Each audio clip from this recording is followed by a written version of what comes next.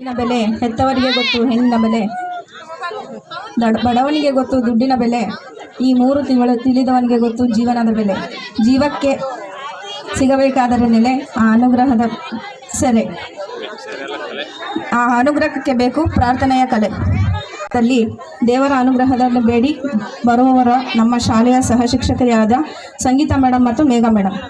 ನಿರ್ವಿಕಲ್ಪಂ ನಿರಾಕಾರಮೇಕಂ ನಿರಾನಂದಮಾನಂದಮದ್ವೈತಪೂರ್ಣಂ ಪರಂ ನಿರ್ಗುಣಂ ನಿರ್ವಿಶೇಷಂ ನಿರೀಹಂ ಪರಬ್ರಹ್ಮರೂಪಂ ಗಣೇಶಂ ಭಜೇಮ, ಪರಬ್ರಹ್ಮರೂಪಂ ಗಣೇಶಂ ಭಜೇಮ.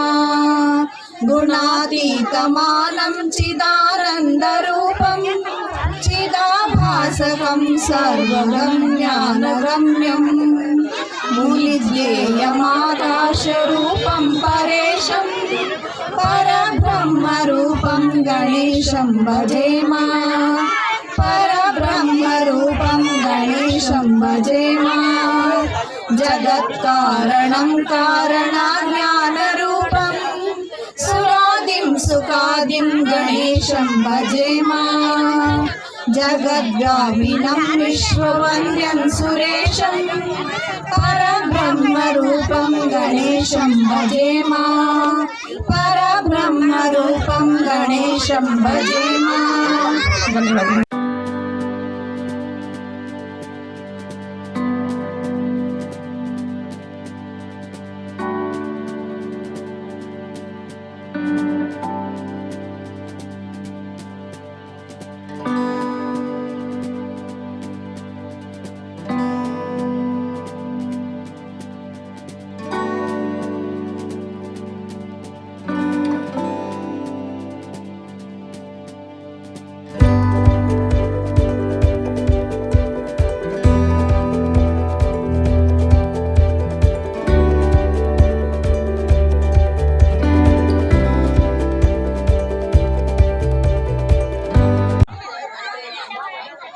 ಪಾಲಕ ಬಂಧುಗಳಿಗೆ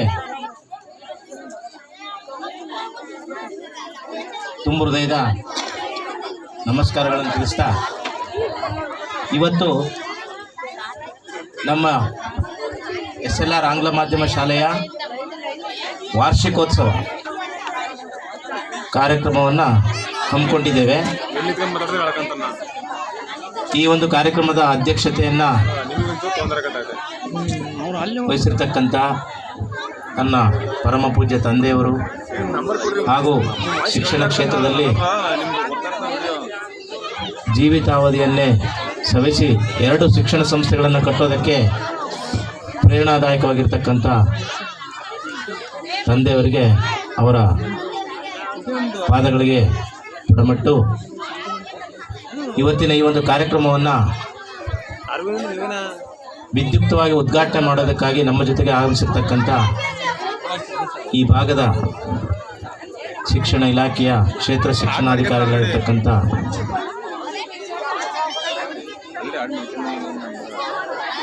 ಕ್ಷೇತ್ರ ಶಿಕ್ಷಣಾಧಿಕಾರಿಗಳು ಹಾಗೂ ನಮ್ಮ ಸ್ಥಳೀಯ ಕಾಲೇಜಿನ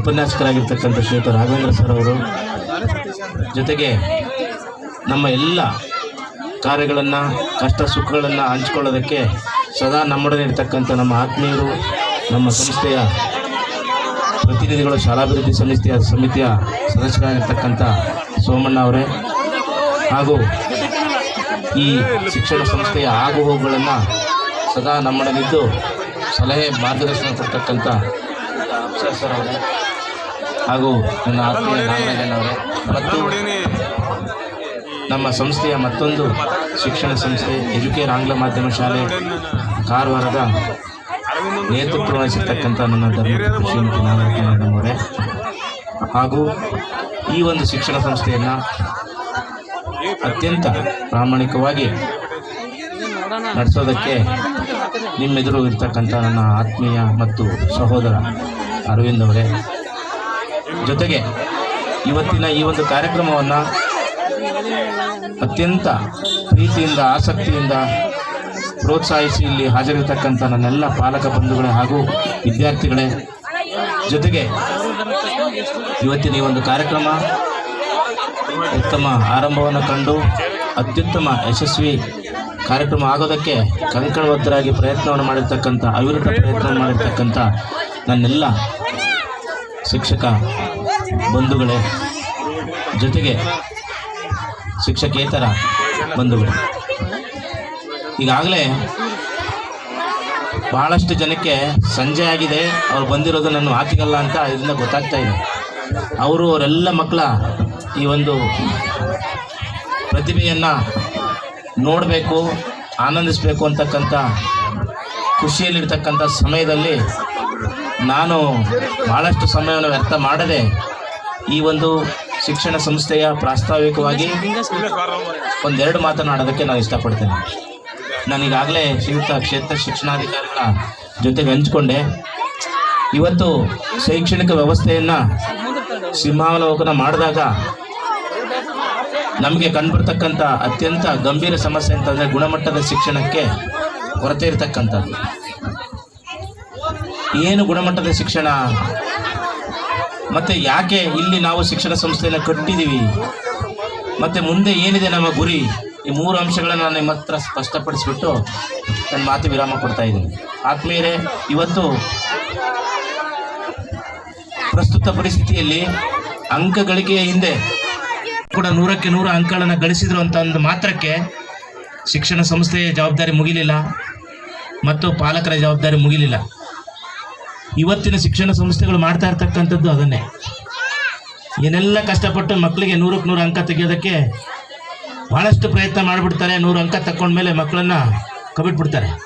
ಆದರೆ ಮಗುವಿಗೆ ಎಲ್ಲಿ ತನಕ ನೈತಿಕ ಶಿಕ್ಷಣ ದೊರೆಯೋದಿಲ್ವೋ, ಜೀವನ ಶಿಕ್ಷಣ ದೊರೆಯೋದಿಲ್ವೋ, ಅಲ್ಲಿಯ ತನಕ ಅವನು ಅನಕ್ಷರಸ್ಥ ಅಂತಕ್ಕಂಥದ್ದನ್ನು ಇವತ್ತು ನಾವು ಅರ್ಥ ಮಾಡ್ಕೊಳ್ಬೇಕಾಗಿದೆ. ಇದು ನಮ್ಮ ಶಿಕ್ಷಣ ಕ್ಷೇತ್ರದಲ್ಲಿ ಇವತ್ತಾಗಿರ್ತಕ್ಕಂಥ ದುರಂತ. ಯಾಕೆಂತಂದರೆ ಅತ್ಯಂತ ಮೇಧಾವಿ ವಿದ್ಯಾವಂತರು ಕೂಡ ಇವತ್ತು ಜೀವನ ನಡೆಸೋದ್ರಲ್ಲಿ ಸೋಲ್ತಾ ಇದ್ದಾರೆ. ಒಂದು ಉದಾಹರಣೆಯನ್ನು ಕೊಟ್ಟು ನಾನು ನನ್ನ ಮುಂದಿನ ಮಾತಿಗೆ ಹೋಗ್ತಾ ಇದ್ದೀನಿ. ಈ 2 ವರ್ಷದ ಹಿಂದೆ ಕೋವಿಡ್ ಆದ ನಂತರ ಅಲ್ಲಿ ಯಾರು ಮಾತಾಡ್ತಾ ಇದ್ದಾರೆ ಸ್ವಲ್ಪ ನೋಡ್ರಪ್ಪ, ಅಲ್ಲಿ ಸ್ವಲ್ಪ ಹೇಳೋದು ಮಾತಾಡೋದು. ನಂತರದ ವರ್ಷ ನಮ್ಮ ರಾಜ್ಯಕ್ಕೆ ಮೊದಲನೇ ರ್ಯಾಂಕನ್ನು ಬಂದಂಥ ಒಂದು ವಿದ್ಯಾರ್ಥಿ 625ಕ್ಕೆ 600 SLCಲಿ 625ಕ್ಕೆ 625 ಪಡೆದಿರ್ತಕ್ಕಂಥ ವಿದ್ಯಾರ್ಥಿನಿ ಕುಮಟಾದಲ್ಲಿ ಒಂದು ಪ್ರತಿಷ್ಠಿತ ವಿದ್ಯಾಸಂಸ್ಥೆಯಲ್ಲಿ ಕಲಿತೋಳು. ಅದೇ ವರ್ಷ ನಮ್ಮದೇ ಸ್ಕೂಲ್ನಲ್ಲಿ 614 ಅಂಕವನ್ನು ಪಡೆದು 625ಕ್ಕೆ 14ನೇ ರ್ಯಾಂಕನ್ನು ನಮ್ಮ ಶಾಲೆಯ ವಿದ್ಯಾರ್ಥಿ ಪಡ್ಕೊಳ್ತು. ನಮ್ಮ ಶಾಲೆಯ ವಿದ್ಯಾರ್ಥಿ ಅದು ನಮಗೆ ಹೆಮ್ಮೆ ತರ್ತಕ್ಕಂಥ ಸಂಗತಿನೂ ಕೂಡ. ಇಲ್ಲಿ ನಾನು ಪ್ರಸ್ತಾಪ ಮಾಡ್ತಕ್ಕಂಥ ವಿಷಯ ಏನು ಅಂತಂದರೆ, ಅದಾದ 2 ವರ್ಷ 21ನೇ ವರ್ಷಕ್ಕೆ ಆ ವಿದ್ಯಾರ್ಥಿ PUCಯನ್ನು ಪೂರ್ಣ ಮಾಡ್ತಾಳೆ. ನೀಟ್ನಲ್ಲಿ ಆ ಹುಡುಗಿ ಮೆಡಿಕಲ್ ಸೀಟನ್ನು ತಗೊಳ್ಳೋದಕ್ಕೆ ಆಗೋದಿಲ್ಲ. ಕೇವಲ SLCಲಿ 100ಕ್ಕೆ 100 ಅಂಕನ ತಗೊಂಡಂಥ ವಿದ್ಯಾರ್ಥಿ PUCಲಿ ಯಾಕೆ ಕಡಿಮೆ ಅಂಕ ತಗೊಳ್ತಾರೆ? ಜೊತೆಗೆ ಅವಳು ಮಾನಸಿಕವಾಗಿ ತಂದೆ ತಾಯಿಗಳ ಜೊತೆ ಪೂರ್ಣ ಪ್ರಮಾಣದಲ್ಲಿ ಒಳ್ಳೆ ರೀತಿ ಅವಳು ಜೀವನ ಮಾಡೋದಕ್ಕೆ ಆಗ್ತಾ ಇರಲಿಲ್ಲ. ಡಿಗ್ರಿಯನ್ನು ಓದ್ತಾ ಇರ್ತಕ್ಕಂಥ ಸಂದರ್ಭದಲ್ಲಿ ಮಾನಸಿಕ ಖಿನ್ನತೆಯನ್ನು ಒಳಗಾಗಿ ಆ ಮಗು ಇವತ್ತು ಅತ್ಯಂತ ಆರೋಗ್ಯದ ಸ್ಥಿತಿಯನ್ನು ಕಳ್ಕೊಂಡಿದೆ. ಇದರ ಹಿನ್ನೆಲೆ ಏನು ಅಂತಂದರೆ, ಎಲ್ಲೋ ಒಂದು ಕಡೆ ಮಕ್ಕಳಿಗೆ ನಾವು ಸಾಂಪ್ರದಾಯಿಕ ಶಿಕ್ಷಣದ ಜೊತೆಗೆ ಜೀವನ ಶಿಕ್ಷಣವನ್ನು ಹೇಳ್ಕೊಡ್ಬೇಕಾಗತ್ತೆ. ಜೊತೆಗೆ ನಾವೆಲ್ಲರೂ ಕೂಡ ಕೇವಲ ಕಲಿಕೆಯನ್ನು ಹಿಂದೆ ಬೀಳದೆ ಮಗುವಿಗೆ ಜೀವನ ಶಿಕ್ಷಣದಲ್ಲಿ, ಅಂದರೆ ಆ ಮಗು ಸ್ವತಂತ್ರವಾಗಿ ಅಂಕಗಳನ್ನು ಪಡೆಯೋದ್ರ ಜೊತೆಗೆ ಆ ಆದರ್ಶವಾಗಿರ್ತಕ್ಕಂಥ ಜೀವನವನ್ನು ಕಟ್ಕೊಳ್ತಕ್ಕಂಥ ಸಾಮರ್ಥ್ಯ ಆ ಮಗುವಿಗೆ ಬರಬೇಕಾಗತ್ತೆ. ಆ ಹಿನ್ನೆಲೆಯಲ್ಲಿ ನನ್ನ ಸೇವಾವಧಿಯಲ್ಲಿ ನಾನು ಅನೇಕ ಸಂದರ್ಭಗಳಲ್ಲಿ 100 ಶಿಕ್ಷಣ ಸಂಸ್ಥೆಗಳನ್ನು ಭೇಟಿ ಮಾಡಿದ್ದೇನೆ. ಆ ನಂತರದಲ್ಲಿ ಒಂದು ತೀರ್ಮಾನಕ್ಕೆ ಬಂದು, ಒಂದು ಶಿಕ್ಷಣ ಸಂಸ್ಥೆಯಲ್ಲಿ ನಾವು ಮಕ್ಕಳಿಗೆ ಆರಂಭದಿಂದ ನೈತಿಕ ಶಿಕ್ಷಣವನ್ನು ಕೊಡ್ತಕ್ಕಂಥದ್ದು, ಜೀವನ ಶಿಕ್ಷಣವನ್ನು ಕೊಡ್ತಕ್ಕಂಥ ವ್ಯವಸ್ಥೆಯನ್ನು ಮಾಡಿದಾಗ ನಾವು ಒಂದು ಶಿಕ್ಷಣ ಸಂಸ್ಥೆ ಯಶಸ್ವಿಯಾಗಿ ನಡೀತದೆ ಅಂತಕ್ಕಂಥದ್ದು ನನ್ನ ಧ್ಯೇಯ. ಆ ಹಿನ್ನೆಲೆಯಲ್ಲಿ ನಾವು ಶಿಕ್ಷಣ ಸಂಸ್ಥೆಯನ್ನು ಕಟ್ಟಬೇಕಾದ್ರೆ ನ್ಯಾಮತಿ ಅಥವಾ ಸವಳಂಗ ಅಥವಾ ಇನ್ನೆಲ್ಲೋ ಹೆಚ್ಚಿನ ಜನ ಸೇರುವಂಥ ಕೇಂದ್ರ ಸ್ಥಳದಲ್ಲಿ ಮಾಡಿ ನಾವು ದುಡ್ಡಿನ ಹಿಂದೆ ಹೋಗ್ಬೋದಾಗಿತ್ತು. ಆದರೆ ಇವತ್ತು ಏನಾಗಿದೆ ಅಂತಂದರೆ, ಮಗುವಿಗೆ ಇಲಾಖೆ ಪ್ರತಿ 5 ಕಿಲೋಮೀಟರ್ ಒಳಗೆ ಒಂದು ಶಾಲೆಯನ್ನು ಕೊಡ್ತದೆ. ಯಾಕೆ ಕೊಡ್ತಾ ಇದೆ ಅಂತಂದರೆ, ಮಕ್ಕಳು ಆನಂದದಾಯಕ ವಾತಾವರಣದಲ್ಲಿ ಯಾವುದೇ ಒತ್ತಡ ಇಲ್ಲದೆ ತಕ್ಷಣ ಶಾಲೆಗೆ ಹೋಗಿ ಪುನಃ ಮನೆಗೆ ಬಂದು ಸಂತೋಷದಾಯಕವಾದ ಕಲಿಕೆಯನ್ನು ಪೂರ್ಣಗೊಳಿಸಬೇಕು ಅಂತಕ್ಕಂಥ ಉದ್ದೇಶ ಅದ್ರ ಹಿನ್ನೆಲೆ ಇರತಕ್ಕಂಥದ್ದು. ಇವತ್ತು ದೂರದ ಶಾಲೆಗೆ ಹೋಗ್ತಕ್ಕಂಥದ್ದೇ ನಮ್ಮ ಮಕ್ಕಳ ಹೆಮ್ಮೆ ಅನ್ನೋದನ್ನು ನಾವು ಬಿಡಬೇಕಾಗಿದೆ. ಜೊತೆಗೆ ನನ್ನ ಮಗುವಿನ ಕಲಿಕೆಯನ್ನು ನಾನು ಕೇವಲ ಶಾಲೆಗೆ ಕಳಿಸಿದ್ರೆ ಮುಗಿದೋಯ್ತು ಅನ್ನೋದನ್ನು ನಾವು ಬಿಡಬೇಕಾಗಿದೆ. ಇವತ್ತು ಶಾಲೆಯಲ್ಲಿ ಕಲಿತಕ್ಕಂಥ ಮಗು ಮನೆಯಲ್ಲಿ ಸರಿಸುಮಾರು 12 ತಾಸು ನಮ್ಮ ಜೊತೆಗೆ ಇರುತ್ತೆ. 6 ತಾಸು ಮಾತ್ರ ಶಾಲೆಯಲ್ಲಿ ಇರ್ತಕ್ಕಂಥದ್ದು. ಆದರೆ ಶಾಲೆಯಲ್ಲಿ ಕಲಿತಿರ್ತಕ್ಕಂಥ ಅಭ್ಯಾಸಗಳನ್ನು ಮನೆಯಲ್ಲೂ ಕೂಡ ಮಗು ಮಾಡಬೇಕಾಗ್ತದೆ, ಅದನ್ನು ಕೂಡ ನಾವು ಅಪ್ಡೇಟ್ ಮಾಡಬೇಕಾಗ್ತದೆ. ಆ ಹಿನ್ನೆಲೆಯಲ್ಲಿ ನಮ್ಮ ಊರಿನ ಮಕ್ಕಳು, ನಾನು ಸರ್ವೆ ಮಾಡಿದಂಥ ಸಂದರ್ಭದಲ್ಲಿ ಸುಮಾರು 65 ಮಕ್ಕಳು ಕೇವಲ ಆಂಗ್ಲ ಮಾಧ್ಯಮ ಉದ್ದೇಶಕ್ಕಾಗಿ ನ್ಯಾಮತಿ, ಸವಳಂಗ, ಶಿವಮೊಗ್ಗಕ್ಕೆ ತಿರುಗಾಡ್ತಕ್ಕಂಥ ಪರಿಸ್ಥಿತಿ ಇತ್ತು. ಇದನ್ನು ನಾನು ತಂದೆಯ ಜೊತೆ ಮಾತಾಡಿದಾಗ ಅಲ್ಲೆಲ್ಲೋ ಕಾಣದೂರಿನಲ್ಲಿ ಶಾಲೆ ಮಾಡಿಕೊಂಡು ನಾವು ಸಹಿ ಅನ್ಸ್ಕೊಂಡಿದ್ದೇವೆ, ಆದರೆ ನಮ್ಮೂರಿನಲ್ಲೂ ಕೂಡ ದೂರದ ಊರಿಗೆ ಹೋಗಿ ಆಂಗ್ಲ ಮಾಧ್ಯಮವನ್ನು ಕಲಿತಕ್ಕಂಥ ವ್ಯವಸ್ಥೆ ಅನಿವಾರ್ಯವಾಗಿದೆ. ಆವಾಗ ನಾವಾದರೂ ಯಾಕೆ ಇಲ್ಲಿ ಒಂದು ಶಾಲೆನ ಮಾಡಬಾರ್ದು ಅಂತಕ್ಕಂಥ ಮಾತನ್ನು ನಮ್ಮ ತಂದೆಯವರು ವ್ಯಕ್ತಪಡಿಸಿದರು. ಆವಾಗ ನಮಗೆ ಗೊತ್ತಿರ್ತಕ್ಕಂಥ ಎಲ್ಲ ವ್ಯವಸ್ಥೆಗಳನ್ನು ಕ್ರೋಢೀಕರಿಸಿ ಇಲಾಖೆ ಅಧಿಕಾರಿಗಳನ್ನು, ಅವತ್ತು ರಾಜನ್ ಅಂತ ಇದ್ರು ಸರ್, ರಾಜೀವ್ ಸರ್ ಅವ್ರ ಹತ್ರ ಹೋದಾಗ ಭಾಳ ಪ್ರೀತಿಯಿಂದ ಹೇಳಿದ್ರು ಅವರು, ಇಡೀ ರಾಜ್ಯದಲ್ಲಿ ದೇಶದಲ್ಲಿ ಶಿಕ್ಷಣ ಸಂಸ್ಥೆಗಳು ಮುಚ್ಚುತ್ತಾ ಇದ್ದಾವೆ ಸರ್, ನೀವೊಂದು ಶಿಕ್ಷಣ ಸಂಸ್ಥೆಯನ್ನು ತೆಗಿತೇವೆ ಅಂತ ನೀವು ಮನಸ್ಸು ಮಾಡಿದ್ದೀರಿ, ನನ್ನಿಂದ ಏನೆಲ್ಲ ಸಹಕಾರ ಬೇಕು ನಿಮಗೆ ಕೊಡ್ತೇನೆ. ಶಿಕ್ಷಣ ಸಂಸ್ಥೆಗಳು ಹುಟ್ಟಬೇಕು, ಅವು ಬೆಳಿಬೇಕು. ಎಲ್ಲಿ ಶಿಕ್ಷಣ ಸಂಸ್ಥೆಗಳಲ್ಲಿ ಶಾಲೆಗಳಲ್ಲಿ ಗಂಟೆ ಬೆಳಗ್ತದೆ ಅಲ್ಲಿ ದಾಢ್ಯದ ಒಂದು ಗಂಟೆ ಮೊಳಗೋದಿಲ್ಲ, ಅಲ್ಲಿ ಉತ್ತಮವಾಗಿರ್ತಕ್ಕಂಥ ಜ್ಞಾನದ ಗಂಟೆ ಆ ಊರಿನಲ್ಲಿ ಬೆಳಗ್ತದೆ ಅಂತಕ್ಕಂಥ ಮಾತನ್ನು ಅವ್ರು ಹೇಳಿ ಈ ಶಾಲೆಯನ್ನು ಪ್ರಾರಂಭಕ್ಕೆ ಅವಕಾಶ ಮಾಡಿಕೊಟ್ರು. ಇವತ್ತಿಗೆ 7 ವರ್ಷ ಆಗಿದೆ ಈ ಶಾಲೆಗೆ. ಈ ಹಿನ್ನೆಲೆಯಲ್ಲಿ ಅವರನ್ನು ನೆನಪಿಸ್ಕೊಳ್ತೇನೆ. ಜೊತೆಗೆ ಮುಂದಿನ ದಿನಗಳಲ್ಲಿ ನಮ್ಮಲ್ಲಿ ಕಲಿತಾ ಇರತಕ್ಕಂಥ ವಿದ್ಯಾರ್ಥಿಗಳಿಗೆ ನಾವೇನು ವ್ಯವಸ್ಥೆಯನ್ನು ಮಾಡಿಕೊಟ್ಟಿದ್ದೇವೆ, ನಿಜಕ್ಕೂ ನಮಗೆ ಹೆಮ್ಮೆ ಇದೆ. ನಮ್ಮಲ್ಲಿ ಕಲಿಸ್ತಾ ಇರತಕ್ಕಂಥ ಎಲ್ಲ ಶಿಕ್ಷಕರು ಕೂಡ, ಕ್ಷೇತ್ರ ಶಿಕ್ಷಣಾಧಿಕಾರಿಗಳು ಭಾಳ ಹೆಮ್ಮೆಯಿಂದ ಹೇಳಿದರು, ಉತ್ತಮ ಗುಣಮಟ್ಟದ ಶಿಕ್ಷಕರನ್ನು ನೇಮಕ ಮಾಡ್ಕೊಂಡಿದ್ದೀರಾ, ಇಷ್ಟೊಂದು ಬಂಡವಾಳ ನೀವು ಹಾಕಿದ್ದೀರಿ, ನಿಮಗೇನು ಲಾಭ ಬರುತ್ತಾ ಇಲ್ಲ ಅಂತ ಕೇಳಿದರು. ಆದರೆ ಲಾಭದ ಉದ್ದೇಶಕ್ಕಾಗಿ ಯಾರೂ ಶಿಕ್ಷಣ ಸಂಸ್ಥೆಗಳನ್ನು ಕಟ್ಟೋದು ಇಲ್ಲ. ಅನಾದಿ ಕಾಲದಿಂದ ಕೂಡ ಶಿಕ್ಷಣ ಸಂಸ್ಥೆಗಳು, ಖಾಸಗಿ ಶಿಕ್ಷಣ ಸಂಸ್ಥೆಗಳು ಸೇವೆಗಾಗಿ ಇದ್ದಂಥ ಶಿಕ್ಷಣ ಸಂಸ್ಥೆಗಳೇ ಹೊರತು ಲಾಭಕ್ಕಾಗಿ ಅಲ್ಲ ಅಂತಕ್ಕಂಥದ್ದು ಇವತ್ತಿನ ಪರಿಸ್ಥಿತಿಯಲ್ಲಿ ನಾವು ಕಾಣಬೇಕಾಗಿದೆ. ಯಾಕೆ ಈ ಮಾತು ಹೇಳ್ತಾ ಇದ್ದೀನಿ ಅಂತಂದರೆ, ಆತ್ಮೀಯರೇ, ಇವತ್ತು 100 ಶಿಕ್ಷಣ ಸಂಸ್ಥೆಗಳಿದ್ದಾವೆ, 10 ಶಿಕ್ಷಣ ಸಂಸ್ಥೆಗಳು ಬೇರೆ ಕಡೆ ಎಲ್ಲ ಇದ್ದಾವೆ. ಆದರೆ ನಮ್ಮ ಅನುಕೂಲತೆಗೆ ನಮ್ಮ ಸ್ಥಳೀಯವಾಗಿ ಸಿಗ್ತಕ್ಕಂಥ ಶಿಕ್ಷಣ ಸಂಸ್ಥೆಗಳು ಅವು ಏನೂ ವ್ಯತ್ಯಾಸ ಇರೋದಿಲ್ಲ. ನಾವೇನು ಅಂದ್ಕೊಳ್ತೇವೆ ಅಂತಂದರೆ, ಎಲ್ಲೋ ದೂರಕ್ಕೆ ನಮ್ಮ ಮಗು ಹೋಗಿ ಬಂದರೆ ಮಾತ್ರ ನಾವೇನೋ ಸಾಧನೆ ಮಾಡಿದ್ವಿ ಅಂತಕ್ಕಂಥದ್ದಲ್ಲ. ಇವತ್ತು ಬೆಳಗ್ಗೆ ಮಗು 6 ಗಂಟೆಗೆ ಎದ್ದು ಶಾಲೆಗೆ ಹೋಗಿ ಪುನಃ 6 ಗಂಟೆಗೆ ಬರಬೇಕಾದ್ರೆ ಆ ಮಗುವಿನ ಮಾನಸಿಕ ಸ್ಥಿತಿ ಏನಾಗಿರುತ್ತೆ ಅನ್ನೋದನ್ನು ನಾವು ಅರ್ಥ ಮಾಡ್ಕೊಳ್ಳದೇ ಇದ್ದರೆ ಆ ಮಗುವಿಗೆ ಶೈಕ್ಷಣಿಕ ಪ್ರಗತಿಯನ್ನು ನಾವು ಯಾರೂ ಸಾಧಿಸೋಕೆ ಆಗೋದಿಲ್ಲ ಅಂತಕ್ಕಂಥದ್ದು ಅತ್ಯಂತ ಗಂಭೀರವಾಗಿರ್ತಕ್ಕಂಥ ವಿಷಯ. ಆ ಹಿನ್ನೆಲೆಯಲ್ಲಿ ಇವತ್ತು ನಮ್ಮ ಶಿಕ್ಷಣ ಸಂಸ್ಥೆಯಲ್ಲಿ 100ಕ್ಕಿಂತ ಹೆಚ್ಚು ಮಕ್ಕಳು ಕಲಿತಾ ಇದ್ದಾರೆ. ಅವರ ಕಲಿಕೆಯೂ ಕೂಡ ಅತ್ಯಂತ ಉತ್ತಮ ಗುಣಮಟ್ಟದ ಕಲಿಕೆಯಾಗಿದೆ. ಇಲ್ಲಿ ಕಲಿಸ್ತಕ್ಕಂಥ ಎಲ್ಲ ಶಿಕ್ಷಕ ವೃಂದದವರು ಕೂಡ ಬಹಳ ಪ್ರಾಮಾಣಿಕವಾಗಿ ಕಲಿಸ್ತಾ ಇದ್ದಾರೆ. ಅದಕ್ಕೆ ಹೆಮ್ಮೆ ಅಂತಕ್ಕಂಥ ಮತ್ತೊಂದು ಅಂಶವನ್ನು ಹೇಳ್ತಾ ಇದ್ದೀನಿ ನಿಮಗೆ. ಕಾರವಾರದಲ್ಲಿರ್ತಕ್ಕಂಥ ನಮ್ಮ ಶಿಕ್ಷಣ ಸಂಸ್ಥೆಯಲ್ಲೂ ಕೂಡ ಇದೇ ವ್ಯವಸ್ಥೆ ಇರ್ತಕ್ಕಂಥದ್ದು. ಅದರ ಕಾಪಿಯನ್ನು ನಾನು ಇಲ್ಲಿ ಇಟ್ಟಿದ್ದೇನೆ. ಅಲ್ಲಿ ಕೂಡ ಉತ್ತರ ಕನ್ನಡ ಜಿಲ್ಲೆಯಲ್ಲೇ ಎಜುಕೇರ್ ಸ್ಕೂಲ್ ಅಂತಕ್ಕಂಥದ್ದು ಒಳ್ಳೆ ಗುಣಮಟ್ಟದ ಶಿಕ್ಷಣ ಸಂಸ್ಥೆ ಕೊಡ್ತಕ್ಕಂಥ ಶಾಲೆ ಅಂತ ಹೆಸರನ್ನ ಪಡ್ಕೊಂಡಿದೆ. ಇವಾಗ ನಾವು ಮುಂದಿನ 11, 12, 13 3 ದಿನ ನಮ್ಮ ಶಿಕ್ಷಣ ಸಂಸ್ಥೆಯ ವಾರ್ಷಿಕೋತ್ಸವನಲ್ಲಿ ಆಚರಣೆ ಮಾಡ್ತಾ ಇದ್ದೀವಿ. ತಾವೆಲ್ಲರಿಗೆ ಬರಬೇಕು ಅಂತಕ್ಕಂಥ ಆಹ್ವಾನ ಹೇಳೋದ್ರ ಜೊತೆಗೆ ಮುಂದಿನ ದಿನಮಾನಗಳಲ್ಲಿ ಈ ಶಿಕ್ಷಣ ಸಂಸ್ಥೆಯಲ್ಲಿ ಗುಣಮಟ್ಟದ ಶಿಕ್ಷಣ ಮತ್ತು ಮೌಲ್ಯಯುತ ಶಿಕ್ಷಣವನ್ನು ಕೊಡೋದಕ್ಕೆ ನಾವೆಲ್ಲರೂ ಕೂಡ ಕಂಕಣಬದ್ಧರಾಗಿದ್ದೇವೆ ಅಂತಕ್ಕಂಥ ಮಾತನ್ನು ಹೇಳೋದ್ರ ಮೂಲಕ ತಾವುಗಳು ಏನು ಈ ಶಾಲೆಗೆ ಬೆಂಬಲ ಕೊಡ್ತಾ ಇದ್ದೀರಿ, ಈ ಬೆಂಬಲ ಮತ್ತು ಸಹಕಾರಗಳನ್ನು ಸದಾ ಮುಂದುವರಿಸಬೇಕು. ಮತ್ತು ಯಾವುದೇ ರೀತಿಯ ಸಲಹೆ ಮತ್ತು ಸಹಕಾರಗಳನ್ನು ತಾವು ನೀಡಿದಾಗ ನಾವು ಅದನ್ನು ಆತ್ಮೀಯತೆಯಿಂದ ತಗೊಳ್ತೇವೆ ಮತ್ತು ಅದನ್ನು ನಾವು ಚಾಚು ತಪ್ಪದೆ ಪಾಲನೆ ಮಾಡ್ತೇವೆ ಅಂತಕ್ಕಂಥ ಭರವಸೆಯನ್ನು ಕೊಡೋದ್ರ ಮೂಲಕ ಈ ಒಂದು ಶಿಕ್ಷಣ ಸಂಸ್ಥೆ ನಿಮ್ಮದು ಈ ಹಳ್ಳಿಯಲ್ಲಿ ಒಂದು ಆಂಗ್ಲ ಮಾಧ್ಯಮ ಶಾಲೆಯನ್ನು ನಾವು ಈ ಮಟ್ಟಕ್ಕೆ ತರ್ತಾ ಇದ್ದೀವಿ ಅಂತಂದರೆ ಇದು ಹಿಂದೆ ಅತ್ಯಂತ ಕಷ್ಟದಾಯಕ ಸ್ಥಿತಿಗಳನ್ನು ನಾವು ಎದುರಿಸಿದ್ದೇವೆ. ಯಾಕೆಂದರೆ ಒಂದು ಕಾಲದಲ್ಲಿ ನಾವು 5ನೇ ಕ್ಲಾಸ್ 6ನೇ ಕ್ಲಾಸ್ ಕಲಿಬೇಕಾದ್ರೆ ಚಟ್ನಳ್ಳಿಗೆ ಹೋಗ್ಬೇಕಾಗಿತ್ತು. ಇಂಗ್ಲೀಷ್ ಮೀಡಿಯಮ್ ಅಂತಂದರೆ ನ್ಯಾಮತಿ ಇಲ್ಲ, ಸವಳಂಗನಿಲ್ಲ ಸರ್, ಅವಾಗ ಹೊನ್ನಾಳಿಗೆ ಹೋಗ್ಬೇಕಾಗಿತ್ತು, ಇಲ್ಲಾಂದರೆ ಶಿವಮೊಗ್ಗಕ್ಕೆ ಹೋಗ್ಬೇಕಾಗಿತ್ತು. ಇವತ್ತು ನಿಮ್ಮೆಲ್ಲರ ಅದೃಷ್ಟ ನಿಮ್ಮ ಎಲ್ಲ ಮಕ್ಕಳ ಭಾಗ್ಯ ಅಂತ ನಾನು ಅಂದ್ಕೊಳ್ತೇನೆ. ನಿಮ್ಮ ಮನೆ ಬಾಗಿಲಿನಲ್ಲಿ ಉತ್ತಮ ಗುಣಮಟ್ಟದ ಆಂಗ್ಲ ಮಾಧ್ಯಮ ಶಾಲೆಯನ್ನು ನಾವು ತೆರೆದಿದ್ದೇವೆ. ಅದು ನಿಮ್ಮೆಲ್ಲರ ಮಕ್ಕಳಿಗೆ ಅನುಕೂಲಕ್ಕಾಗಿ ಅಂತಕ್ಕಂಥ ಒಂದು ಹಿರಿಯ ಅಂಶವನ್ನು ತಾವೆಲ್ಲರೂ ಕೂಡ ಪ್ರೀತಿಯಿಂದ ತಗೊಳ್ಬೇಕು.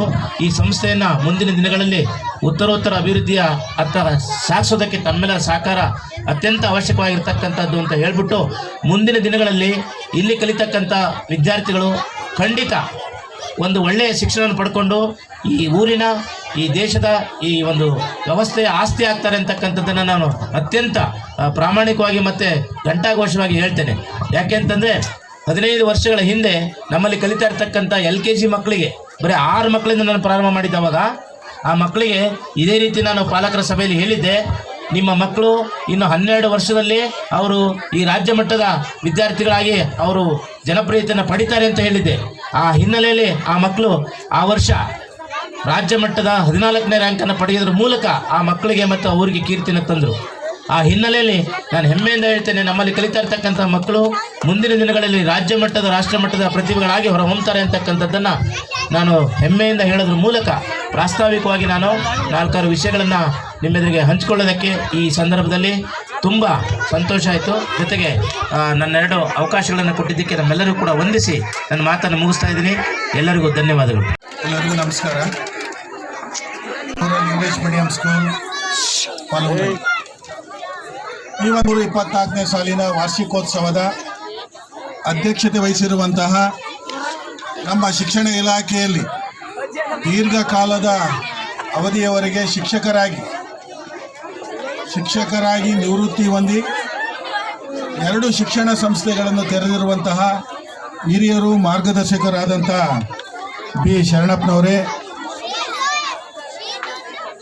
ಈ ಒಂದು ಸಮಾರಂಭದ ಮುಖ್ಯ ಅತಿಥಿಗಳಾದಂಥ Raghavendra GP lecturer first grade college Nyamathi ಅವರೇ, ಅರವಿಂದ್ ಅವರೇ, ಗ್ರಾಮದ ಕುಂಕುವ ಗ್ರಾಮದ ಸೋಮಶೇಖರಪ್ಪನವರೇ, ನಾಗರಾಜ್ ಅವರೇ, ನಮ್ಮ ECO ಅಫ್ಸರ್ ಅವರೇ, ಜೆ ರಂಗನಾಥ್ ಅವರೇ, ಅವರ ಮೇಡಮ್ ಅವರೇ, ಶ್ರೀಮತಿ ಅವರೇ, ಈ ಒಂದು ಶಾಲೆಯ ಎಲ್ಲ ಮುಖ್ಯ ಶಿಕ್ಷಕರೇ, ಸಹ ಶಿಕ್ಷಕರೇ, ವಿಶೇಷವಾಗಿ ಈ ಒಂದು ಕಾರ್ಯಕ್ರಮಕ್ಕೆ ಬಂದಿರುವಂತಹ ಪಲವನಹಳ್ಳಿ ಗ್ರಾಮ ಮತ್ತು ಸುತ್ತಮುತ್ತಲಿನ ಗ್ರಾಮದ ಪೋಷಕ ಬಂಧುಗಳೇ, ವಿದ್ಯಾರ್ಥಿಗಳೇ, ವಿದ್ಯಾರ್ಥಿನಿಯರೇ, ಮಾಧ್ಯಮ ಮಿತ್ರರೇ,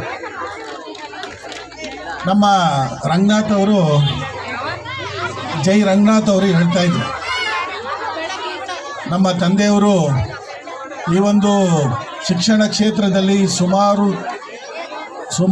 37 ವರ್ಷದವರೆಗೆ ಶಿಕ್ಷಕರಾಗಿ, ಅದೇ ರೀತಿ ನಮಗೆ ಮಾರ್ಗದರ್ಶಕರಾಗಿ ಪ್ರೇರೇಪಣೆ ನೀಡಿ ನಮಗೆ 2 ಶಿಕ್ಷಣ ಸಂಸ್ಥೆಗಳನ್ನು ನಿರ್ಮಾಣ ಮಾಡೋದಕ್ಕೆ ಅವ್ರ ಸಹಕಾರ ತುಂಬ ಇದೆ ಅಂತ. ಹಾಗೆ ಅವ್ರು ಇನ್ನೊಂದು ವಿಚಾರ ಹೇಳ್ತಾ ಇದ್ರು, ನಾನು ಇಂಗ್ಲೀಷ್ ಮಾಧ್ಯಮದ ಶಾಲೆ ಈ ಪಲವನಹಳ್ಳಿ ಗ್ರಾಮದಲ್ಲಿ ಈ ಒಂದು ಇಂಗ್ಲೀಷ್ ಮಾಧ್ಯಮದ ಶಾಲೆಯನ್ನು ತೆರೆದೆ ಅಂತ. ಕೋವಿಡ್ ಸಂದರ್ಭದಲ್ಲಿ ಈ ಶಾಲೆಯನ್ನು ಪ್ರಾರಂಭ ಮಾಡಿದೆ ಅಂತ. ಅದೇ ಇಂಗ್ಲೀಷ್ ಮಾಧ್ಯಮದ ಶಾಲೆಯನ್ನು ನ್ಯಾಮತಿ, ಸವಳಂಗ, ಹೊನ್ನಾಳಿಯಲ್ಲಿ ಪ್ರಾರಂಭ ಮಾಡಬಹುದಾಯಿತು. ಆದರೆ ನಾನು ಈ ಒಂದು ಗ್ರಾಮದ ಗ್ರಾಮಸ್ಥರಿಗೆ, ವಿದ್ಯಾರ್ಥಿಗಳಿಗೆ ಈ ಒಂದು ಇಂಗ್ಲೀಷ್ ಮಾಧ್ಯಮಕ್ಕೆ ಅನುಕೂಲ ಆಗುವಂಥ ದೃಷ್ಟಿಯಿಂದ ಈ ಒಂದು ಇಂಗ್ಲೀಷ್ ಮಾಧ್ಯಮದ ಶಾಲೆಯನ್ನು ನಾನು ಇಲ್ಲಿ ಪ್ರಾರಂಭ ಮಾಡಿದೆ. ಇದರ ಪಕ್ಕದಲ್ಲಿ ಒಂದು ನಮ್ಮ ಸರ್ಕಾರಿ ಶಾಲೆ ಇದೆ, ಪಲನಹಳ್ಳಿ ಸರ್ಕಾರಿ ಹಿರಿಯ ಪ್ರಾಥಮಿಕ ಶಾಲೆ. ಯಾಕೆ ಅಂದರೆ ನಾನು ಎಲ್ಲೇ ಹೋದ್ರೂ ನಮ್ಮ ಸರ್ಕಾರಿ ಶಾಲೆಗಳ ಬಗ್ಗೆ ನಾವು ಮಾತಾಡಲೇಬೇಕು. ಜೈ ರಂಗನಾಥ್ ಅವರು ಬೇಜಾರಾದರೂ ಪರವಾಗಿಲ್ಲ.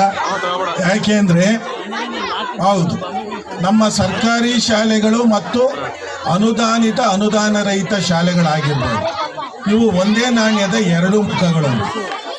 ಸರ್ಕಾರಿ ಶಾಲೆಯಲ್ಲಿ ನಾವೆಲ್ಲರೂ, ಇಲ್ಲಿ ಕೂತಿರುವಂಥ, ಸ್ಟೇಜ್ ಮೇಲೆ ಕೂತಿರುವಂಥ ಎಲ್ಲ ಮಹನೀಯರು ಸಹ ಇಂದಿನ ಕಾಲದಲ್ಲಿ ಸರ್ಕಾರಿ ಶಾಲೆಯಲ್ಲಿ ಓದಿರುವಂತಹ ವಿದ್ಯಾರ್ಥಿಗಳಾಗಿ ಇವತ್ತು ಒಂದು ತಾಲ್ಲೂಕು ಮಟ್ಟದ ಕ್ಲಾಸ್ 1 ಆಫೀಸರ್ ಆಗಿ ಈ ಒಂದು ಹುದ್ದೆಯಲ್ಲಿ ನಾವು ಬಂದಿದ್ದೀವಿ. ಇತ್ತೀಚಿನ ದಿನಗಳಲ್ಲಿ ಏನಾಗ್ತಾ ಇದೆ ಅಂದರೆ ಸರ್ಕಾರಿ ಶಾಲೆಗಳಲ್ಲಿ ಗುಣಮಟ್ಟದ ಶಿಕ್ಷಣ ಆಗ್ತಾ ಇದೆ. ಅದೇ ರೀತಿ ಖಾಸಗಿ ಅನುದಾನ ರಹಿತ ಶಾಲೆಗಳಲ್ಲೂ ಉತ್ತಮ ಗುಣಮಟ್ಟದ ಶಿಕ್ಷಣ ಆಗ್ತಾ ಇದೆ. ಈ ವಿಚಾರ ನಾನು ಅಲ್ಗಳೆಯೋದಕ್ಕೆ ಇಷ್ಟಪಡೋದಿಲ್ಲ. ನಾನು ಒಂದು ಸಾರಿ ಪಲವನಹಳ್ಳಿ ಶಾಲೆಗೆ ಬಂದಿದ್ದೆ. ಆ ಶಾಲೆಗೆ ಭೇಟಿ ಕೊಟ್ಟಂಥ ಸರ್ಕಾರಿ ಶಾಲೆಗೆ ಭೇಟಿ ಕೊಟ್ಟಂಥ ಸಂದರ್ಭದಲ್ಲಿ ಅನಿರೀಕ್ಷಿತವಾಗಿ ಈ ಕಡೆ ಹೋಗ್ಬೇಕಾದ್ರೆ ಇದ್ಯಾವುದೋ ಒಂದು ಶಾಲೆ ಇದೆಯಲ್ಲ ಇಲ್ಲಿ ಏನು ಅನ್ನೋ ಒಂದು ದೃಷ್ಟಿಗೋಸ್ಕರ ಆ ಶಾಲೆಗೆ ಭೇಟಿ ಕೊಟ್ಟೆ. ನಮ್ಮ ಅರವಿಂದ್ ಅವರಿದ್ದರು, ನಮ್ಮ ಈ ಸಂಸ್ಥೆಯ ಡೈರೆಕ್ಟರ್. ಆವಾಗ ಶಾಲೆಗೆ ಭೇಟಿ ಕೊಟ್ಟಂಥ ಸಂದರ್ಭದಲ್ಲಿ ಈ ಶಾಲೆಯ ಶಿಕ್ಷಕರು, ನಾನು ಕೇಳಿದೆ, ನಿಮಗೆಲ್ಲ ಏನೇನು ಕ್ವಾಲಿಫಿಕೇಷನ್ ಆಗಿದೆ ನಿಮಗೆ? ಒಬ್ಬರು ಇಂಜಿನಿಯರ್ ಸ್ಟೂಡೆಂಟ್ ಅಲ್ಲೇ ಇದ್ದಾರೆ, ಇಂಜಿನಿಯರಿಂಗ್ ಮಾಡಿದ್ದಾರೆ, BEd ಮಾಡಿದ್ದಾರೆ. 4 ಜನ, ಇನ್ನೊಂದು ಸುಮಾರು ಜನ MSc BEd, MA BEd, BA BEd. ನನಗೆ ತುಂಬ ಆಶ್ಚರ್ಯ ಆಯಿತು. ಎಷ್ಟೋ ಅನುದಾನ ರಹಿತ ಶಾಲೆಗಳಲ್ಲಿ ನಾವು ಭೇಟಿ ಕೊಟ್ಟಂಥ ಶಾಲೆಗಳಲ್ಲಿ PUC ಆಗಿರುತ್ತೆ, BA ಆಗಿರುತ್ತೆ, BCom ಆಗಿರುತ್ತೆ, ಆದರೆ ಪ್ರೊಫೆಷನಲ್ ಕೋರ್ಸು ಯಾರ್ದೂ ಆಗಿರೋದಿಲ್ಲ. ಸುಮಾರು ಶಾಲೆಗಳನ್ನ ಭೇಟಿ ಕೊಟ್ಟಿವಿ. ಇದು ನನಗೆ ಅನುಭವಕ್ಕೆ ಬಂದಿದೆ. ನಾನು ಕೇಳ್ತೀನಿ, ನೀವು ಮಕ್ಕಳಿಗೆ ಕಲಿಸ್ಬೇಕು ಅಂದರೆ ಕನಿಷ್ಠ PUC DEd ಆಗಿರಬೇಕು, ಗರಿಷ್ಠ BSc BEd, BA BEd, MA BEd, MSc BEd ಆಗಿರಬೇಕು. ಆದರೆ ಇಲ್ಲಿ ಕೇಳಿದಾಗ ಎಲ್ಲ BEd ಆಗಿದೆ, MA ಆಗಿದೆ, MSc ಆಗಿದೆ, MA BEd ಆಗಿದೆ, ಇಂಜಿನಿಯರಿಂಗ್ ಆಗಿದೆ, BEd ಆಗಿದೆ. ಅವಾಗ ನಾವು ಅರವಿಂದ್ ಅವ್ರಿಗೆ ಹೇಳ್ತಾ ಇದ್ವಿ, ನಿಮ್ಮಲ್ಲಿ ಒಳ್ಳೆ ಕ್ವಾಲಿಫೈಡ್ ಟೀಚರ್ಸ್ ಅದರೆ, ತುಂಬ ಖುಷಿ ಆಯ್ತು ನನಗೆ. ಇವರನ್ನು ನೀವು ಬಳಸ್ಕೊಂಡು ಶಾಲೆಯ ಉನ್ನತೀಕರಣಕ್ಕೆ ಒಂದು ಗ್ರಾಮದಲ್ಲಿ, ಪಲವನಹಳ್ಳಿ ಗ್ರಾಮದಲ್ಲಿ ನೀವು ಒಂದು ಶಾಲೆ ತೆರೆದಿರಿ. ಈ ಒಂದು ಶಾಲೆ ತೆರೆದಿರುವಂಥ ಸಂದರ್ಭದಲ್ಲಿ ಈ ಶಾಲೆಗೆ ಬರುವಂಥ ವಿದ್ಯಾರ್ಥಿಗಳಿಗೆ ಪೋಷಕರು ನಿಮ್ಮನ್ನು ನಂಬಿ ಇಂಗ್ಲೀಷ್ ಮಾಧ್ಯಮದ ಶಾಲೆ ಅಂತ ನಿಮಗೆ ಕಳಿಸಿರ್ತಾರೆ.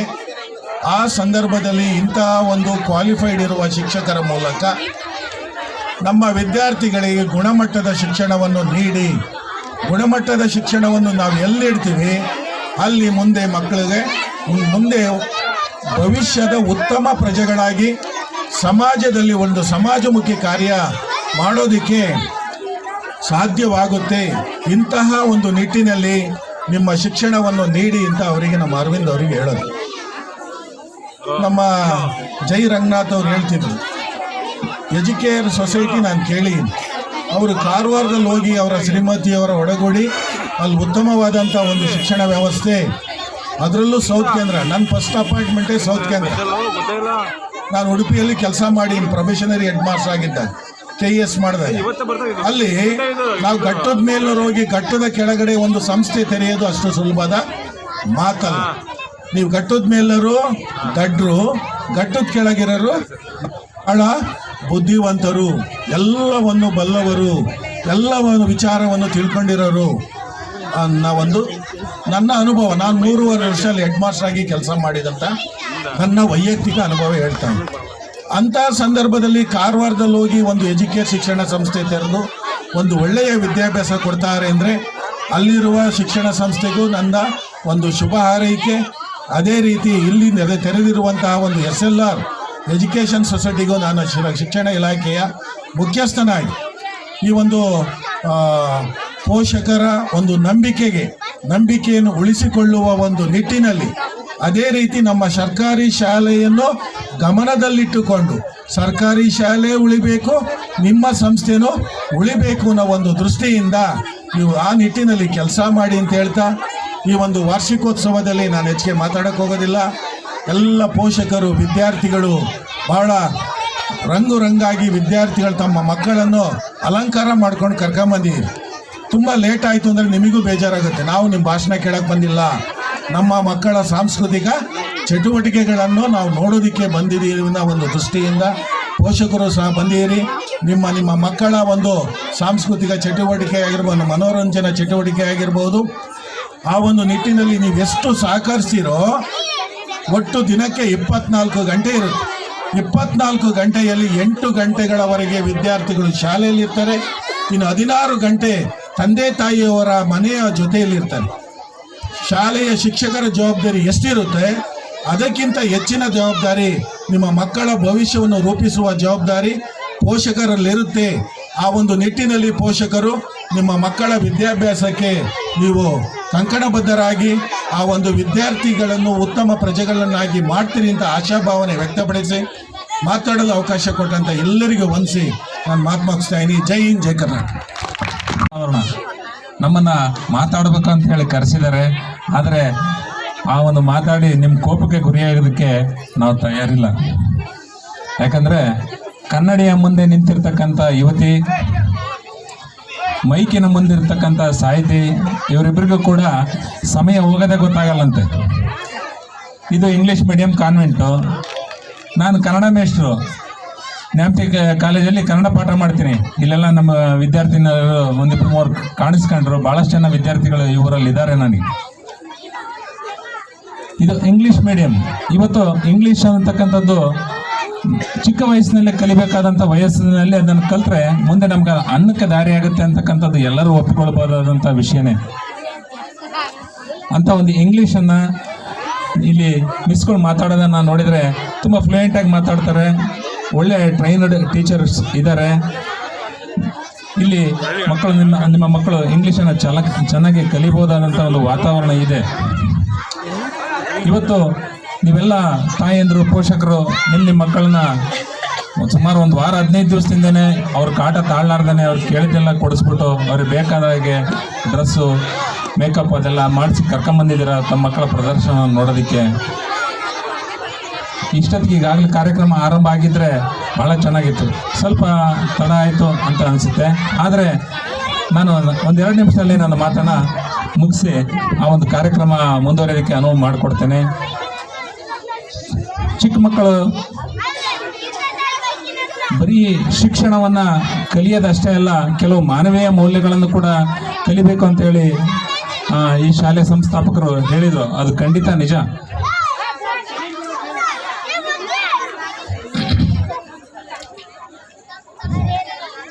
ಸತ್ಯ, ಪ್ರಾಮಾಣಿಕತೆ, ಅನೇಕ ಮಾನವೀಯ ಮೌಲ್ಯಗಳನ್ನು ನಮ್ಮ ತರಗತಿ ಕೊಠಡಿಯಲ್ಲಿ ಟೀಚರ್ಸು ಹೇಳ್ಕೊಡ್ತಾ ಇರ್ತಾರೆ. ಆದರೆ ಮಕ್ಕಳ, ನೀವು ಪುಣ್ಯಕೋಟೆಯ ಕಥೆಯನ್ನು ಕೇಳಿರ್ಬೋದು. ತನ್ನ ಮಗುವಿಗೆ ಹಾಲು ಕುಡಿಸೋದಕ್ಕೋಸ್ಕರ ಹುಲಿಯ ಬಾಯಿಯಿಂದ ಅದು ಬೇಡ್ಕೊಂಡು ಬಂದು ತನ್ನ ಮಗುಗೆ ಹಾಲನ್ನು ಕುಡಿಸ್ಬಿಟ್ಟು ವಾಪಸ್ ಹೋಗಿ ಆ ಹುಲಿಯ ಬಾಯಿಗೆ ತನ್ನನ್ನು ಅರ್ಪಿಸಿಕೊಳ್ತಕ್ಕಂಥ ಒಂದು ಸಂದರ್ಭ ನಾವು ಗಮನಿಸಿದ್ದೀವಿ.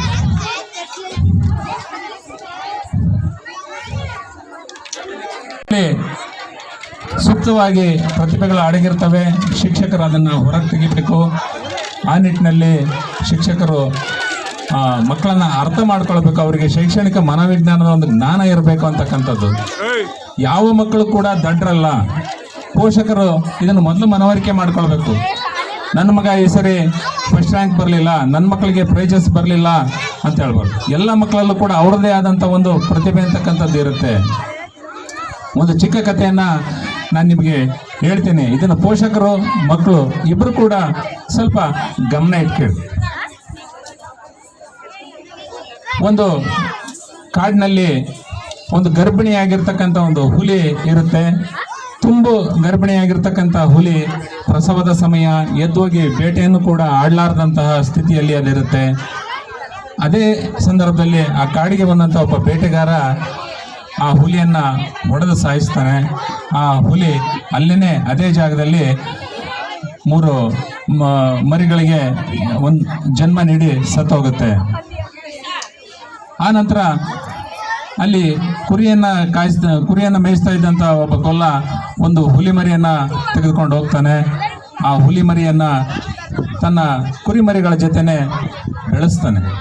ಆ ಹುಲಿ ಮರಿಯು ಕೂಡ ಕುರಿಯ ಹಾಲನ್ನೇ ಕುಡಿತಾ ಕುರಿಮರಿಗಳ ಜೊತೆಯಲ್ಲೇ ಆಟ ಆಡ್ತಾ ಕುರಿಮರಿಯ ಹಾಗೇನೆ ಓಡಾಟ ಆಡ್ತಾ ಅದೇ ರೀತಿ ದನಿಯನ್ನು ಹೊರಡಿಸೋದಕ್ಕೆ ಬ್ಯಾ ಬ್ಯಾ ಅಂತ ಹೇಳ್ಬಿಟ್ಟು ಹೇಳೋದಕ್ಕೆ ಶುರು ಮಾಡ್ತಾ ಇರುತ್ತೆ. ತಾನೂ ಕುರಿಮರಿಗಳ ಮಧ್ಯೆ ತಾನೂ ಕುರಿಮರಿನೇ ಅಂತೇಳಿ ಅದು ಭಾವಿಸಿರುತ್ತೆ. ಮುಂದೊಂದು ದಿವಸ ಆ ಕುರಿಗಳನ್ನು ಕೂಡಿ ಹಾಕಿರ್ತಕ್ಕಂಥ ಒಂದು ರೊಪ್ಪದಲ್ಲಿ ಒಂದು ಹುಲಿ ಬರುತ್ತೆ. ಒಂದು ಕುರಿಮರಿಯನ್ನು ಹೊತ್ಕೊಂಡು ಹೋಗೋಣ ಅಂತ ಹೇಳಿ ಬರುತ್ತೆ. ಆ ಹುಲಿ ಕುರಿಮರಿಗಳ ಮಧ್ಯೆ ಒಂದು ಹುಲಿ ಮರಿ ಇರೋದನ್ನು ಗಮನಿಸುತ್ತೆ. ಅರೆ, ಇಲ್ಲಿ ಎಲ್ಲ ಬರೀ ಕುರಿಗಳೇ ಇರಬೇಕು, ಆದರೆ ಇದರ ಮಧ್ಯೆ ಹುಲಿ ಮರಿ ಹೇಗೆ ಬಂತು? ಅದು ನೋಡಿದಾಗ ಆ ಕುರಿಯನ್ನು ಒತ್ತೊಯ್ದಕ್ಕೆ ಬಂದಂತಹ ಹುಲಿ ಮರಿಯನ್ನು ತಗೊಂಡು ಮೊದಲು ಆ ಗುಂಪಿಂದ ಬೇರ್ಪಡಿಸಿ ಆ ಹುಲಿಯನ್ನು ಕರ್ಕೊಂಡೋಗಿ ಏಯ್ ನೀನು ಇಲ್ಲಿ ಯಾಕಿದೀಯಾ, ನೀನು ಹುಲಿಮರಿ ಅಂತ ಹೇಳಿದಾಗ ಆ ಕುರಿಮರಿ ಹೇಳುತ್ತೆ, ಇಲ್ಲ ಇಲ್ಲ ನಾನು ಹುಲಿಮರಿ ಅಲ್ಲ, ನಾನು ಕುರಿಮರಿನೇ, ನೋಡೋ ನಾನು ಹೆಂಗೆ ಕೂಗ್ತೀನಿ ಅಂತೇಳಿ ಕುರಿಮರಿ ಹಾಗೆ ಕೂಗುತ್ತೆ. ಇಲ್ಲ ಇಲ್ಲ ನೀನು ಹುಲಿಮರಿನೇ, ನೀನೀಗೆಲ್ಲ ಕೂಗಬಾರ್ದು, ಬಾಯಿಲೆ ಅಂತ ಹೇಳ್ಬಿಟ್ಟು ಒಂದು ಹೊಂಡದ ಬಳಿ ನೀರಿರೋ ಜಾಗಕ್ಕೆ ಕರ್ಕೊಂಡೋಗಿ ಅದರಲ್ಲಿ ಅದರ ಮುಖವನ್ನು ತೋರಿಸುತ್ತೆ. ನೋಡು ನಿನ್ನ ಮುಖ ಕುರಿಯ ಮುಖದಾಗಿಲ್ಲ, ಹುಲಿ ಮುಖದ ಥರ ಇದೆ.